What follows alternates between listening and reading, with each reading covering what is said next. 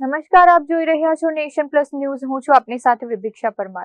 ભાવનગર જિલ્લામાં અસામાજિક તત્વોનો ત્રાસ દિવસે દિવસે વધી રહ્યો છે. ઘોઘા તાલુકાના બાંભણિયા ગામે ખેતીની જમીન બાબતે એક પાટીદાર ખેડૂત પર હુમલો કરી જાનથી મારી નાખવાની ધમકી આપવામાં આવતા સમગ્ર વિસ્તારમાં ભારે રોષ જોવા મળી રહ્યો છે.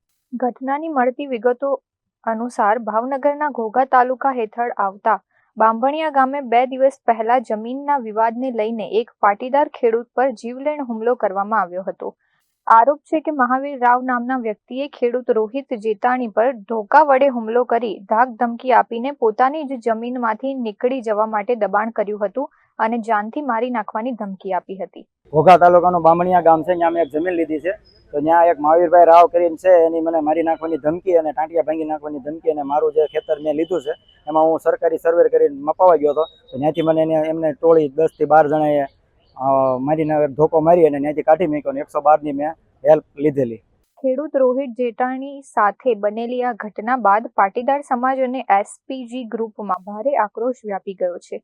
એસપીજીની ટીમ તાત્કાલિક ભાવનગર એસપી કચેરી ખાતે દોડી ગઈ હતી અને આવેદનપત્ર પાઠવીને રજૂઆત કરી હતી.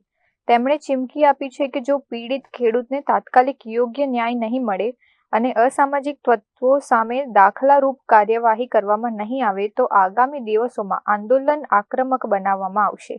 પોલીસ તંત્ર દ્વારા આ મામલે હવે કેવા આકરા પગલાં ભરવામાં આવે છે તેના પર સૌની નજર ટકેલી છે.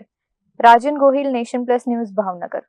સમાચારોના સતત અપડેટ મેળવવા માટે અમારી નેશન પ્લસ ન્યૂઝની યુટ્યુબ ચેનલને સબસ્ક્રાઇબ કરો, બેલ આઇકન દબાવો અને જોડાયેલા રહો ફેસબુક, ઇન્સ્ટાગ્રામ અને ટ્વિટર પર.